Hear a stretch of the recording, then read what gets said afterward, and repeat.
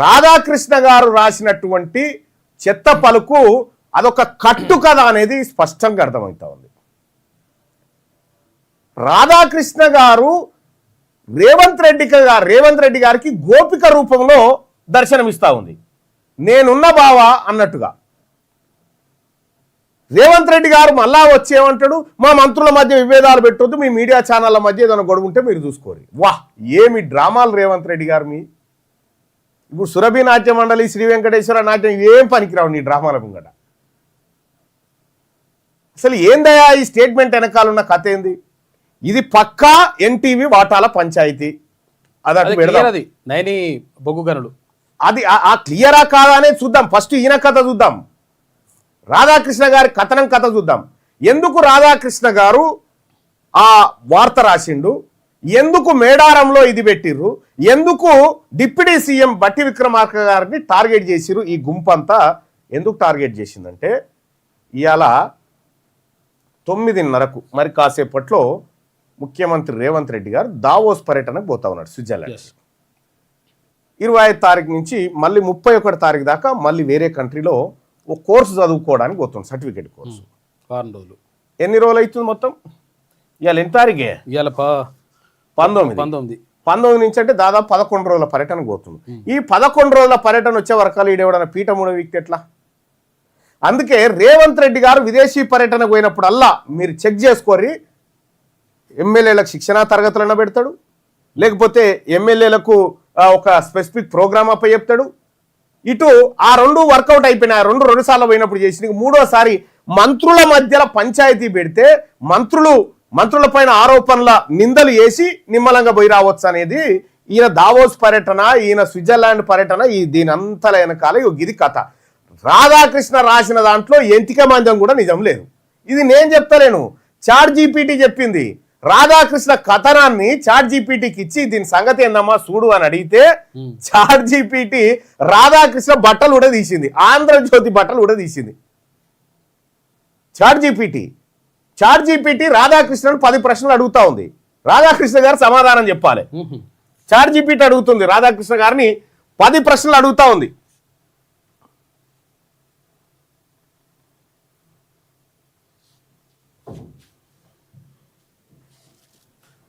ఇక్కడ రాధాకృష్ణ గారు ఈ కథనం రాసిండు.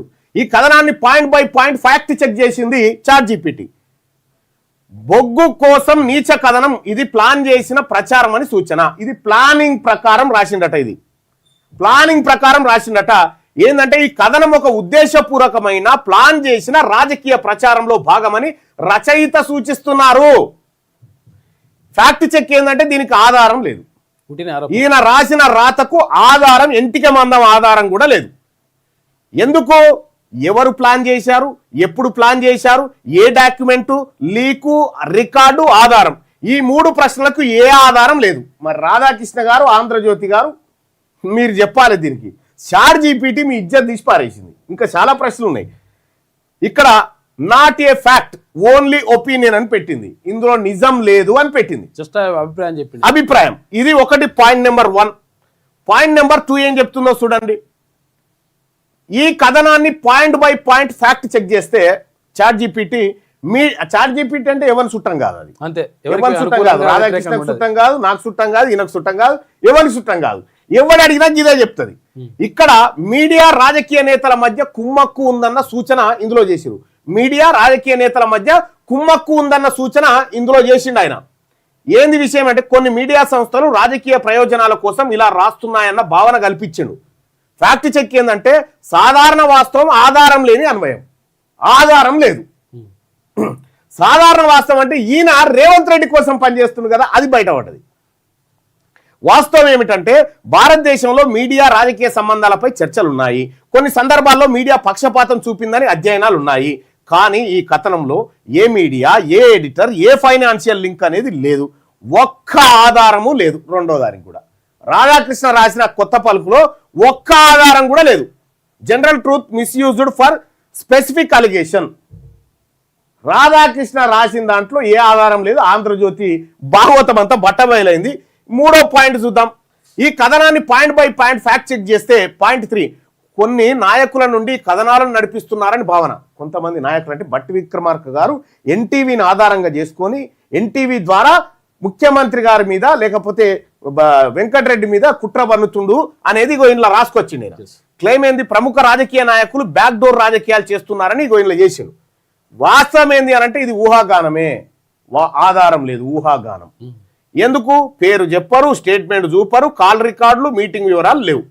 జర్నలిజంలో దీన్ని అలిగేషన్ వితౌట్ అట్రిబ్యూషన్ అంటారు. అలిగేషన్ వితౌట్ అట్రిబ్యూషన్ అంటారు.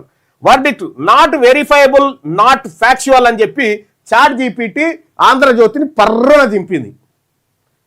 ఇది రాధాకృష్ణ భాగవతం. అదేమో వాళ్ళదేమో కానీ రాధాకృష్ణ భాగవతం ఎంత బయటపడుతుంది చూడండి. ఇక్కడ 4వ పాయింట్ను చూద్దాం. ఈ కథనాన్ని point by point fact check చేసింది chat GPT, point by point. ఈ కథనం వల్ల ప్రజల్లో విషబీజం నాటుతున్నారన్న ఆరోపణ ఉంది. ఇలాంటి కథనాలు సమాజంలో చీలిక తెస్తాయని రచయిత అభిప్రాయపడ్డారు. ఫ్యాక్ట్ చెక్ ఏంటంటే పాక్షికంగా సరైన అభిప్రాయం. ఎందుకు ఇలాంటి కథనాలు, అలాంటి కథనాలు కాదు, ఇలాంటి కథనాలు.